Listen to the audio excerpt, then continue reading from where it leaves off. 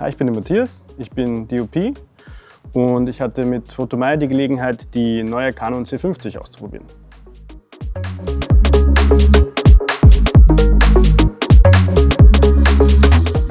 Das allererste, was mir aufgefallen ist, dass sie sehr gut in der Hand liegt. Sie erinnert mich an der Haptik ein bisschen an die 5D Mark III, mit der ich meine Karriere gestartet habe. Sie ist ein bisschen größer und schwerer als vergleichbare Modelle. Allerdings würde es mir nicht negativ auffallen, dass sie irgendwie zu groß oder zu schwer wäre. Ich finde, die liegt sehr gut in der Hand. Also auch die Handkameraführung ist sehr angenehm, der Griff ist ganz gut. Ich würde sagen, dass ich sehr durchschnittliche Hände habe, also mir passt sehr gut. Auch der mitgelieferte Top-Handle mit XLR-Input liegt sehr gut in der Hand, also auch wenn man nah am Boden ist. Was auch ein Vorteil ist, die Kamera hat sehr, sehr viele Buttons, was am Anfang vielleicht ein bisschen überwältigend sein kann. Aber die meisten sind frei belegbar und du kannst dir die Funktionen, die du willst, an die Stellen holen, wo du sie am besten brauchen kannst.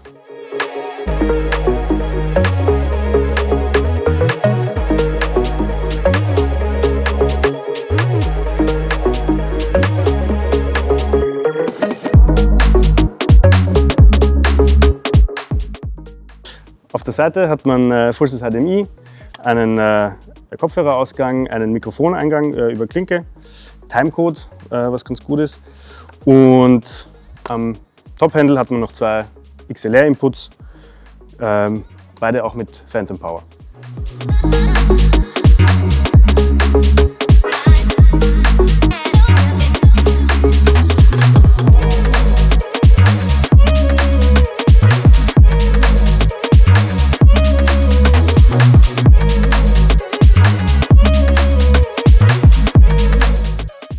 Kartenslots hat man einen CF Express Typ B und einen SD-Kartenslot.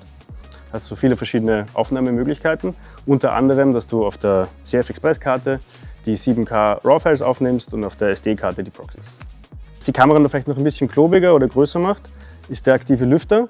Was mir aber Vertrauen gibt, dass selbst wenn ich in hohen Temperaturen oder längere Aufnahmen mache, in hohen Auflösungen, dass die Kamera mir nicht ausfallen wird, sondern dass sie schön runterkühlt. Die Canon hat einen 34 Megapixel Vollformatsensor eingebaut. Im Videomodus heißt das bis zu 7K, RAW intern. Ein Feature, das nicht viele Kameras in diesem Preissegment haben. Noch dazu kommt, dass der Sensor eine Aspect Ratio von 3:2 hat, was wahnsinnig gut einerseits zum Croppen ist und andererseits für anamorphe Aufnahmen. Die Kamera unterstützt auch internes De-Squeezing, das sie auch über HDMI ausschicken kann. Mir ist aufgefallen, dass die Kamera so ein paar Quality-of-Life-Features hat, die ich nicht erwartet hätte. Zum einen ist Forest Color von Anfang an eingebaut. Das habe ich mir sofort auf einen Button gelegt. Ich checke wirklich dauernd meine Belichtung über Forest Color. Ich finde das viel angenehmer als Waveform oder Histogramm. Auch die Farben haben am Display schon top ausgeschaut. Halt die Canon Color Science, die alle lieben. Und ja, wir werden es noch ein bisschen weiter testen. Und ich freue mich dann schon auf den Edit und schauen, wie es weitergeht.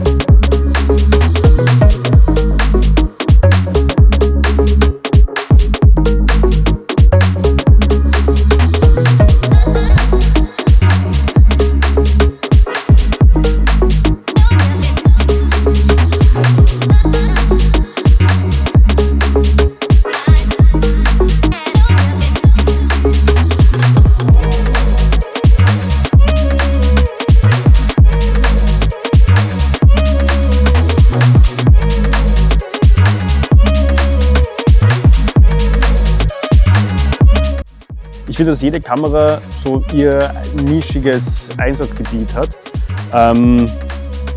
Diese Kamera kommt mir sehr klein, leicht und kompakt vor.